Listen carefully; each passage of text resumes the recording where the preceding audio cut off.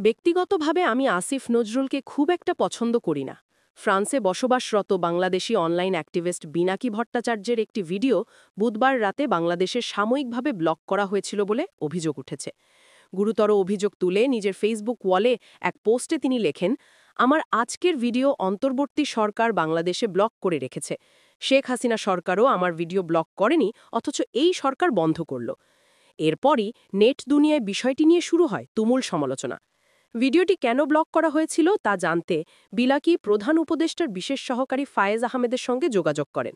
তিনি জানান, ভিডিও ব্লকের বিষয়ে সরকারের উচ্চ পর্যায় থেকে কোনো নির্দেশনা ছিল না। রাতেই ভিডিওটি ব্লক লিস্ট থেকে সরিয়ে নেওয়া হয়। তবে বিনাকির দাবি, যতক্ষণই ব্লক থাকুক না কেন, এই ঘটনার পূর্ণ তদন্ত হওয়া উচিত। ২০১৮ সালে শিক্ষার্থীদের আন্দোলনের সময় আলোচনায় আসেন বিনাকি ভট্টাচার্য। এরপর রাজনৈতিক বিতর্কে জড়িয়ে ২০১৯ সালের জানুয়ারিতে দেশ ছেড়ে প্রথমে ব্যাংকক, পরে ফ্রান্সে চলে যান। বর্তমানে তিনি সেখানে রাজনৈতিক আশ্রয় থেকে পিএইচডি ডিগ্রি করছেন। বিনাকি আওয়ামী লীগ সরকারের কঠোর সমালোচক হিসেবে পরিচিত।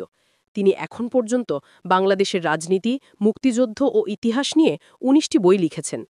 একসময় বামপন্থী রাজনীতির সঙ্গে জড়িত থাকলেও বর্তমানে তিনি ইউটিউব, ফেসবুক এবং এক্সের সক্রিয় অনলাইন অ্যাক্টিভিস্ট হিসেবে পরিচিত। সাম্প্রতিক জুলাই অভ্যুত্থান চলাকালে ছাত্র জনতার পক্ষেও অনলাইনে সরব ছিলেন তিনি।